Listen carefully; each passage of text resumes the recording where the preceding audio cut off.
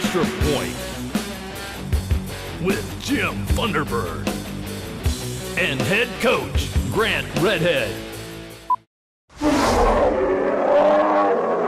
Welcome into Extra Point, brought to you by Bryan Ford Lincoln, just down the road from High Prices. Coach Redhead with me here right now, and Coach, I think last Friday night, 26-0, pretty good Friday night for you and your guys. Yeah, it was. You know, we had a couple called off the board early. Yeah, we did have a hold on the first touchdown, second touchdown. That was, I didn't agree with the call, but you know, like I said, we were moving. You know, we had some good things happen.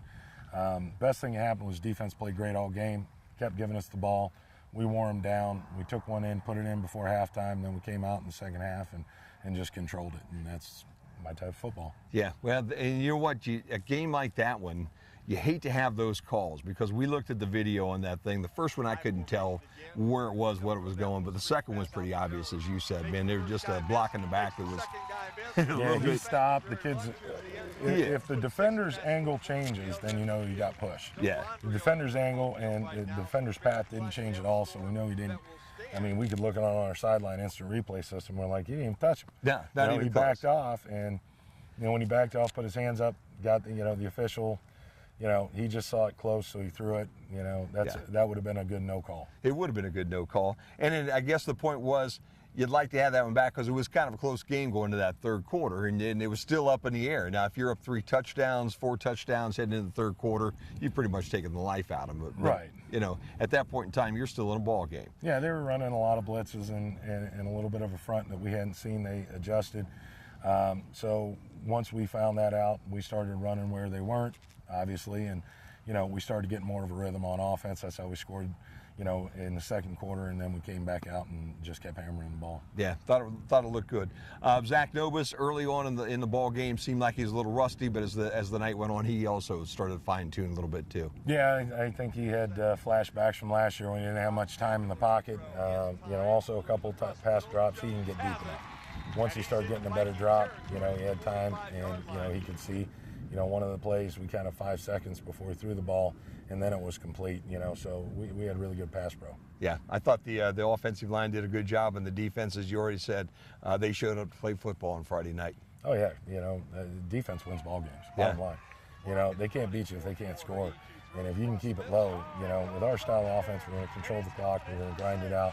You know, that's what we have. That's the players we have, and we're doing a good job because kids are playing hard. You know, in this, they got to be tough and they got to play hard, and they're doing that. You know, and eventually that rock will break. You know, you just keep swinging the sledgehammer.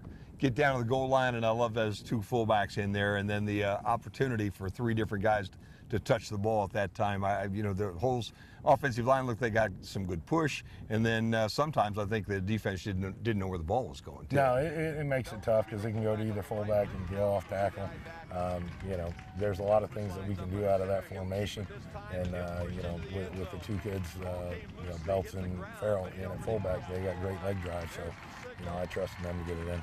Yeah, no doubt about that. Well, it was a good game, but that one's in the rearview mirror. We've got Swanton coming up. We'll step away for a little break. When we come back, we'll talk about the ball game coming up on Friday night. Guys, Swanton, you know, they're Swanton. If you look at them, the one thing I think that stands out to you is how big they are. That offensive front, that defensive front, they got some big boys on that line of scrimmage. Yeah, they got a couple big guys, you know, and they use what they have. You know, that's one thing, you know, he just doesn't try and run something because that's what he's always run.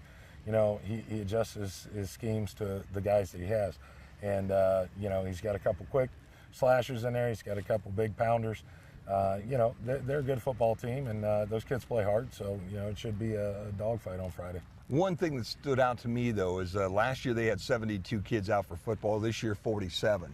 Mm-hmm. You know, they lost 17 seniors, but they dropped 25 bodies out on that football field. So it's not as quite a deep a program this year as what they were last year. No, and, you know, they don't have a 7th grade team, and they don't have a freshman team, and, you know, their numbers are down across the league, but, you know, they're really hurting. And, you know, like I said, we've got numbers and we've got quality backups, and, you know, that's one thing that could hurt them if they get an injury. You know, who are they going to put in? Yeah, no doubt about that.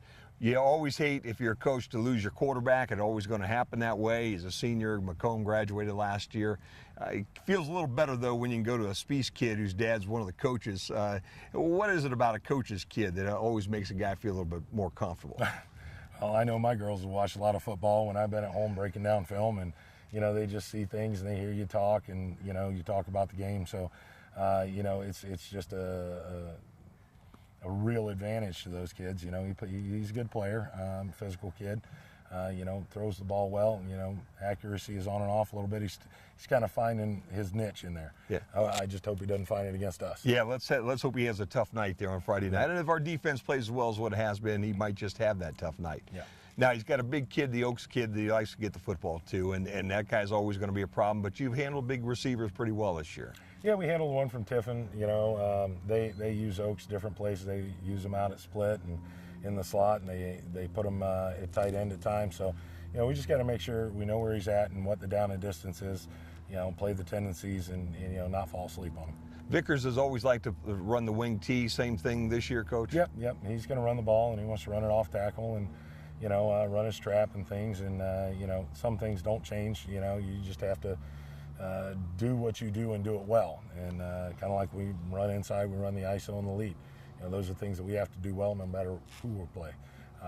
So, you know, we've got a good plan in place, and, you know, like I said, as long as we play our keys, we'll be fine. Good week of practice here going into this ball game? We had the best offensive practice yesterday that we've had since I've been here. You know, just kids clicked, flowed. We had a good defense out there, and they were coming off the ball. You know, we've got Travis Beck at center now and Keegan Brown at guard, and those two have really done good in there because we had some sickness on the O-line, so those two are going to start there. And you know, they're doing a great job. You know, I mean, we've gotten better at moving the ball. Yeah, that's good to hear. Well, I think our O-line might be a little smaller, but hey, you know what? It's not always the biggest guy on the line that wins the battle. Yeah, that's true. You know, we're going to come off the ball. We're going to come off for 4 quarters. We don't have the two-way players on the line like they do. You know, what I want to do is, you know, we're just going to keep pounding and get them tired. And, you know, see who's got the most gas in the tank at the end of the game. No doubt about that. A couple things, Coach. Last week, the big game of the area, the PH Liberty game. Surprised you at all the PH got that win over Liberty? I told you PH. Yep. And, you know, Inselman has just, you know, he's beat him like 18 out of the last, or 16 out of the last 18 times. You know, he's just got something, you know. Every now and then you get one of those guys that just, no matter what you do, it's just close, and they keep getting you. So it was a good game. It was a good game. What's it going to take, Coach, last thing, to win this one on Friday night? Well, you know, you've heard me say it before. We got to take care of the football, and we got to play physical. Yeah. You know, we play physical and tackle on defense, and we do not turn the ball over. It's going to be a good game. Yep. Well, it's going to be a lot of fun. We'll have it live on Q96.5 if you can't get to the ball game on bryansports.com. And obviously the replays will be played back on Channel 3 on Bryan Cable. Coach, that'll do it. Good luck, buddy. Thank you. Go get them. That's going to wrap it up here for us on Extra Point here for this game. Got his two running backs in the backfield. Strock looking to throw the football, and he's heading up to the top of the screen, and it's tipped away by Color. Ball was intended for Brennan Drewholt, and